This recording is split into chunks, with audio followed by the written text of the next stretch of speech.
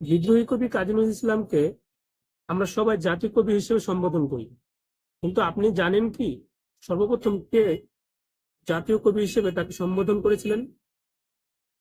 1929 সালে 10 ডিসেম্বর কাজী নজরুল ইসলামকে জাতীয় সংবর্ধনা প্রদান করা হয়। বর্তমান কফি হাউস এবং তৎকালীন সময় অ্যালবার্ট হলে এই সংবর্ধনা অনুষ্ঠিত হয়। এখানে মূল উদ্যোক্তা ছিলেন তৎকালীন সময় মাসিক সওগাতের সম্পাদক মোল্লা নাসিরউদ্দিন, মোহাম্মদ নাসিরউদ্দিন, আবুল কালাম শামসুদ্দিন, আবুল মনসুর আহমেদ এবং হাবিবুল্লাহ বাহার প্রমুখ।